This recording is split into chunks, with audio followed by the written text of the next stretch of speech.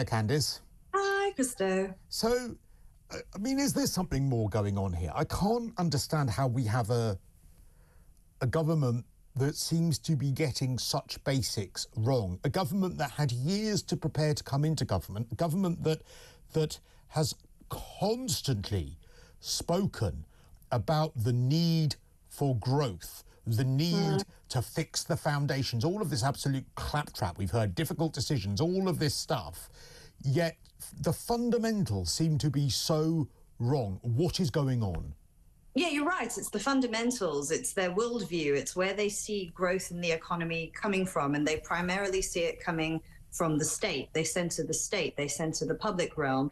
I mean, Rachel Reeves spoke about that in her May's lecture. That's her worldview. She sees the state as the primary engine of growth, and it picks winners and it decides which are the most productive sectors of the economy. It's sort of like, you know, turning things on their head. That, you know, the way that Liz Truss would see things, you know, she would say, well, you roll back the state and you get the animal spirits going and you let entrepreneurs and the market take care of everything. They see things in the opposite way. What's very interesting is Liz Truss wasn't even allowed 5 minutes to see if her ideas would do any good. I mean, Rachel Reeves, it's pretty evident that her ideas are going to lead to economic disaster. Yet no one's really saying anything. There are a few murmurs here and there that things are going wrong, but I wonder how long it's going to take before they finally admit failure. So is it that because the problem I saw with Liz Truss was that she put policy above politics,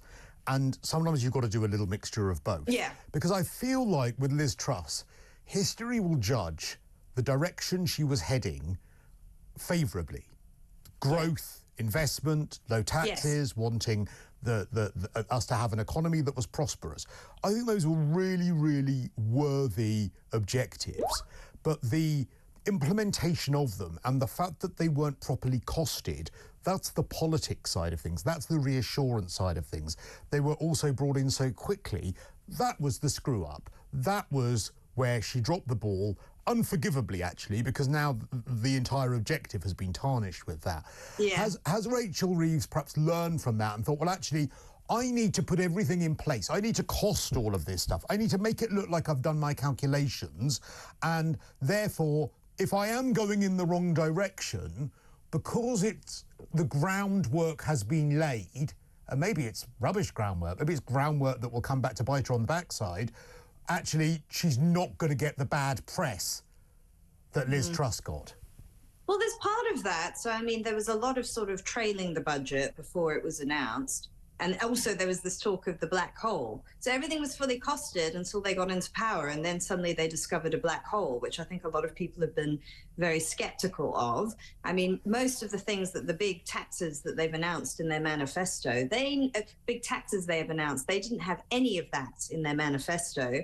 So, I mean, maybe you're right. Maybe there's sort of like, you know, that they've tried to spin things and only now. And sorry to jump in, but what I mean is that they played the game with the OBR, the Office for Budget Responsibility, because wasn't that the one that Liz Truss didn't do? Whereas from what I understand, as far as the OBR are concerned, they have costed everything, meaning that it looks better on paper.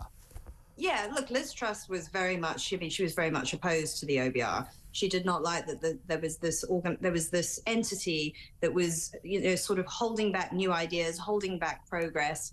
You're right, Labour did play the game with them. They said that everything was fully costed by the OBR. But I don't think the OBR has always fully played the game with Labour. I mean, they haven't afraid to be critical as well. But once again, I just have a problem with this, with the status worldview. I think you put your ideas to the public. You put yourself up for public scrutiny. You don't need to be constantly signed off by other sort of people within the establishment who sort of are incentivized to keep the status quo going. I mean, you know, you're taking away the winter fuel allowance, but you're not announcing any government cuts. You're not announcing any welfare reform. You're just piling all the pain onto the people, yet saying you're taking painful decisions. And I really disagree with that. Well, it doesn't ring true, does it, when you have a section of people who Labour are favourable towards and were favourable toward Labour financially, which is the unions. They are rewarded massively. They are given huge pay rises. They are shielded from a lot of these issues, yet you're quite right, the rest of the public, the rest of the voting public, certainly demographics as well, that would not probably vote for Labour, i.e. the elderly, that was where their lowest vote share was. Yeah, sure. Those are the ones that are told, actually, sorry, difficult decisions, terrible things, terrible times ahead, 22 billion black hole. Well, you can't have it both ways. You can't hand massive pay rises to the public sector and then say to everyone else, oh, sorry, tough times ahead. Yes, well, especially as we know that the public sector productivity is tanked in relation to the private sector. I mean, there's just a huge divergence between the two. And I mean, I don't object to people getting a pay rise, but that was one of the most poorly negotiated deals I've ever seen. There was absolutely no reform whatsoever of working practices or gain. This is why we also have a lot of travel chaos, because of those bonuses and because people don't get paid for working extra shifts. No one wants to do train shifts over the Christmas period, so now we're short. I mean, it was ridiculous. I mean, this is what happens when you have poor policy and things not being thought through properly, and also being very ideological. And like you say, sort of playing to your base more rather than doing what is correct for everyone as a whole. It is the most staggering failure so far. It really is. It's almost like they have set out to make it as bad as possible, and that's what I find so staggering. I'm not an economist, and are you qualified in any way as an economist, Candice? Oh, I studied, so I did do a little bit of economics in my degree. I mean, I've always taken interest in it in terms of politics, but I think for me, my main interest in things is the ideas that are governing your policies. So, I mean, that's ultimately what my qualification's in. I mean, that's what I studied, political philosophy. And I just think that the ideas, the way that they see the world, their worldview is just not aligned with reality. It's highly ideological. That worries me even more, because I would almost forgive it if there was some sort of deliberate thing going on here, or maybe there's something we're missing or whatever. But if it is literally just that they are digging their heels in on an ideological view that is creating these results, that is terrifying. That's what I think. Yeah, I don't think there's anything deliberate. I think it's just a wrong-headed view of how the world works. And we're still talking about the economy and what Labour are doing with it, and what Labour are not doing with it, and what Labour are doing to ruin it. A few other stories as well, still joined by the political commentator, writer, broadcaster Candice Holdsworth. Now, we're going to return to the economy conversation after past, where we have a head-to-head. But let's talk about 16 and 17-year-olds getting the vote. Make no mistake, this is Labour courting the youngest who are more likely to vote for them, rather than the pensioners whom are the least likely to vote for them, whom they do policies that seemingly harm them. So, you know, I think that's a given, right? And they want to increase their voter share.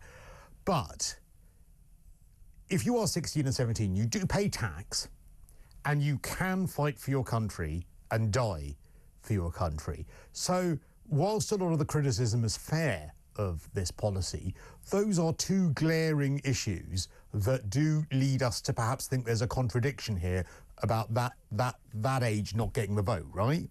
Yeah. Yeah, as far as I know, you can join the army, but I don't know if you go into combat when you're that age. I think you have to be 18 to go into combat. Oh, okay. That's a good distinction. I didn't know that. Yes. Yeah. I don't think that's well known at all, actually. It's an interesting question, because I think 2 generations ago, we would have thought of 16 and 17-year-olds as maybe quite mature. I mean, a lot of them would have left school. They would have been entering the working world. They would have been more independent. But now I think you sort of have more of a prolonged adolescence, and I think people look at like kids that age and just think, well, I'm not sure that they're old enough or mature enough or have the life experience to make these kinds of decisions. Though I will say, just in slight contrast to what you said, I do think that the young are an underserved constituency politically. I don't think, you know, politicians have really offered things towards them or thought about, you know, what they want. And I think maybe there does need to be more recognition of that. Could it be that, would a compromise have been, I mean, it looks like this is going to happen, but because it's going to be included in the elections bill next year, but we have a children's minister. Perhaps we needed a youth minister. I mean, I don't think there's ever been a youth minister, as in sort of where you are between childhood and adulthood, I guess. Yes, yeah. It is. It's a fascinating phase of life. I mean, one thing that I think has been quite disastrous for people of that age is just the constant upping of tuition fees.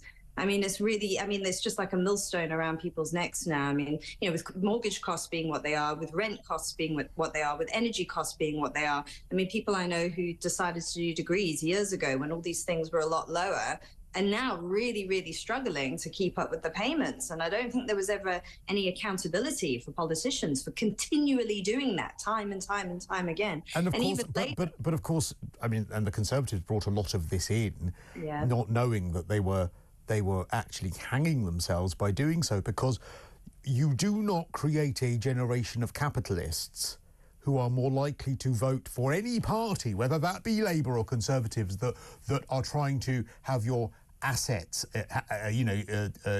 keep an interest in your assets, help you keep an interest in your assets, if you can't gain capital.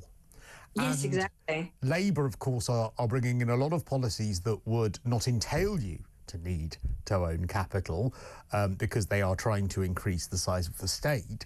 And the Conservatives, of course, didn't do an awful lot throughout their entire time to create an environment where it was easy to gain capital, whether that be shares, whether that be a property, whether that be anything else. And so there's a real problem going forward, I think, with the right and who is going to be voting for them. Yes. Yeah, it's becoming increasingly difficult for younger people to build wealth. And the problem is a lot of the country's wealth, and this is just the system we've got, is tied up in housing. So, I mean, older generations, are incentivized, and I'm not criticizing them, I'm just talking about the way the system works and the incentives in it.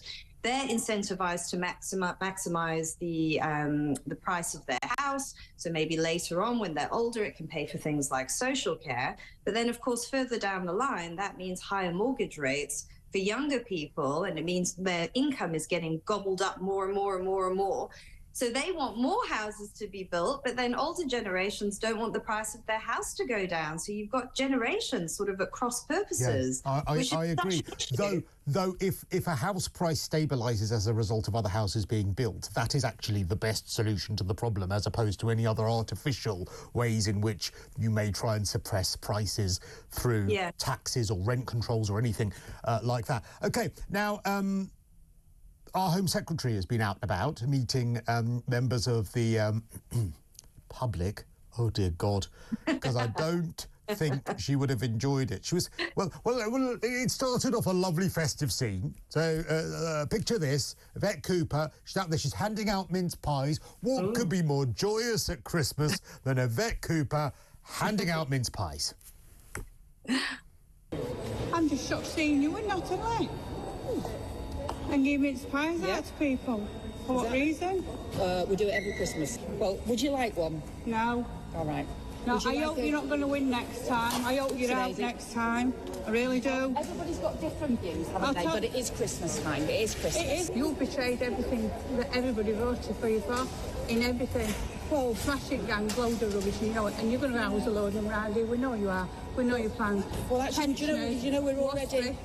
Yeah, we are already cutting the asylum hotels. What about when you got that photo done and all that with Waspy women? Yeah, we are already... You changed your mind with that. We are already cutting the asylum hotels. You've got more. No, we've actually been cutting them. You've got more. Cut Rwanda, you cut everything. This is a joke. And now you're going to try and stop people on donating. Everything's like changing. Yeah. That is so two-faced. Getting a mince pie out. Yeah. It's a nice tradition for Christmas. No. Give them a blanket because they're freezing to death. Who am I doing an impression of? It's Christmas. Yes, but it's Christmas. Yes, stop talking to me. It's Christmas. Please stop criticising me. It's Christmas. Who am I doing an impression of there? It's like desperately. Okay, it's fine. It's Christmas. We don't have any criticism. It's Christmas. It's Christmas. That didn't go well, did it? No, the thing is as well, since they've announced a lot of these things, like the cutting of the winter fuel allowance, there's the farm tax, there's their very cynical abandonment of waspy women when they champion them for so long. There's sort of been this attitude, well, we have to make the tough decisions, and you guys, the public, you just can't accept it. You want everything to go your way. And it's actually like, no, what that woman was saying was absolutely right. Yeah. Are you looking at the costs of the asylum system? For instance, I mean, for me, my personal thing is the size of the state. It's constantly saying, well, the public is at fault. You know, we're right. We're the ones making the tough decisions, and you're just selfish and you're just greedy and you need to change. I absolutely agree that is a disaster. But also, what's really frustrating as well about the Waspy Women story is that, look, I think you have an absolute fair right to say, look, if you were one of those women and you didn't know, despite it being publicised, that your pension age was going to change and that you weren't going to get what you thought you were going to get, it's an absolute fair criticism to say that. I might not agree with it, but it is a fair point of view. What people are not stupid about, though, is when you have politicians prepared to put their arm around them and pose with them and tell them that they'll help them in order to get elected, and then not return any of their calls. That is so cynical. Either don't support them because you don't agree with them, or support them, then follow through. It's the duplicity that I think people are so cynical about. Oh, and with the winter fuel allowance, I mean, Keir Starmer is on record, you know, criticising previous Conservative governments for even thinking about cutting it. And you could examine the merits of it. You could say, well, maybe there needs to be a threshold at which you receive winter fuel payments. Fine, it shouldn't be as low as it is. But I mean, Labour have faced both ways on both of these issues. And I think they think people are just too stupid to notice, but they're not. And also put it in your manifesto. Put it in your manifesto, which it was not in there. And so, listen, we haven't got time to talk about the Of Mice and Men, unfortunately, because that's another interesting story. But maybe we'll mention that a little bit later in the programme. But really good to talk to you, Candice Holdsworth, writer and broadcaster.